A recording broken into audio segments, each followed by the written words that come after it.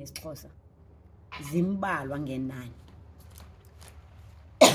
Excuse me, kunezinto isibhale ngesingisi ngoba incwadi zesiXhosa azithengiseki. Incwadi azithengiseki, azithengwa.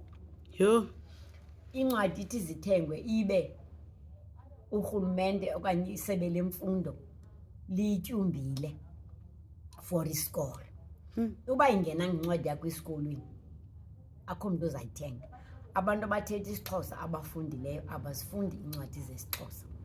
Banemalana bathenge zesingesi bafunde kuba kaloku bafundile bayasi-understand isingesi, so ke bathenge zesingesi. Aba banofunda ezesiXhosa qha abafundanga, abanayo ke imali. Into esingekayibhaqi thina abantu bantsundu kukuba idabi lobupolitiki aliphelelanga phaya kwimipu nakwiingxoxo kooma-UN. Nalapha kuncwadi likho elo dabi. Uba awululweli ulwimi lwakho uba malungafi, woyisiwe, kuba isizwe esingenalwimi ayisiso ncam isizwe. Ndiske ndivakale ngathi ndingumntu oyiyizelela amabhulu.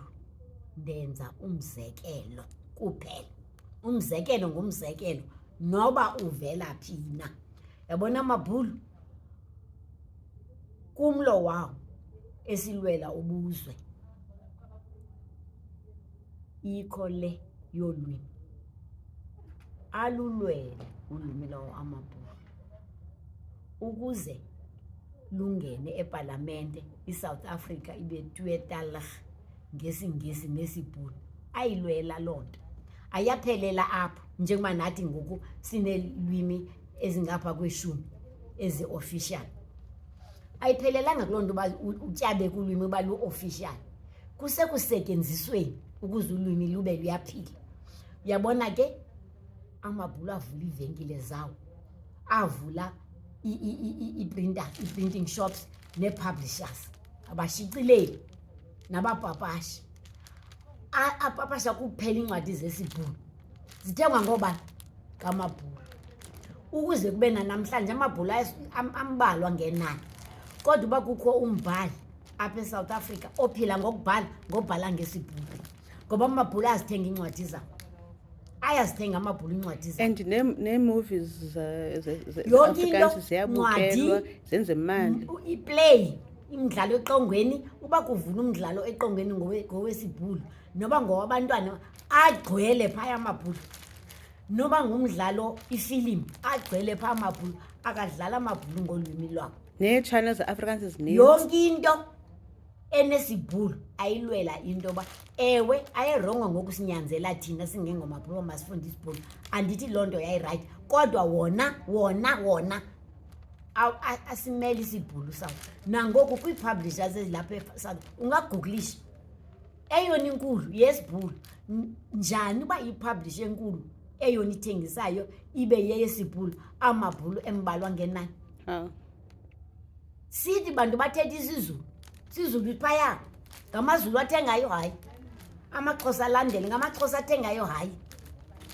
Kwiincwadi zam, for instance, ezikwa-David Philip Publishers nakwa-Oxford ezingazo zonke iilwimi, ithi xa isifika istatement sokuphela konyaka sokuba kuthengwe ntoni, ziphambili ezesingesi kulandele ezesibhulu.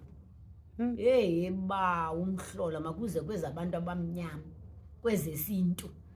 Kukhona yona ilanguage endingazuyibiza ngegama, uba zine ezithengiweyo kuloo nyaka zinintsi.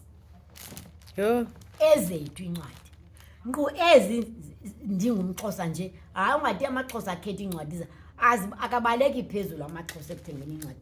Andisakhumbuli noba loluphi ulwimi, ayisosiXhosa kodwa ingeso siZulu esona sithengayo. Kulapho ke ndithi kuyafundwa phaa kulaa province.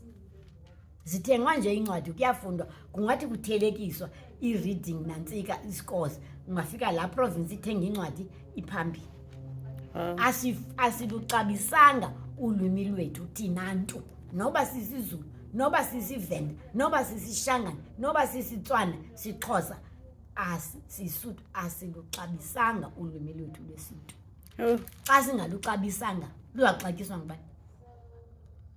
Zifa njalo ke ilwimi. Uba kuthiwa nje kushiyeka umntu mnye oluthethayo laa lwimi, khawulezani thathani ii-notes, babe ziimiliyoni kwaya yazi 1,000 yashrinka into yazi dozens yazi tens. Kwahamba babini abantu eNamibia bathetha ulwimi, mnye uswelekile lona, kuzilwe lufile. Lufa njalo, alufa in 100 years time, but iminyaka iyahamba. Jonga ndina-80, almost yi-century leyo ngokuthetha ke kwee-centuries. I-century ayiyonto ingako, iyakhawuleza. In 5 centuries sabe siphi isiXhosa? Iyafika i-century.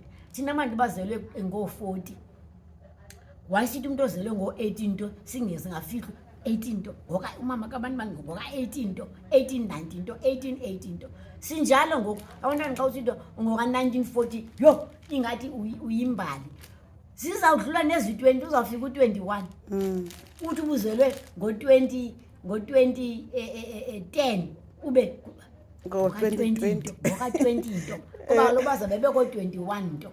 Yi-century ke leyo, ziyakhawuleza ii-century. Sizawufa isiXhosa, sizawufa isiZulu, zizawufa iilwimi uba asizixhasi thina bafundi, bazali. So into efanele iqine phaa esikolweni Hayi, nasemakhaya. ukufunda akuqala esikolweni, uqala ekhaya. Umama esamthwela umntwana makamfundele incwadi. Umntana apha uyeva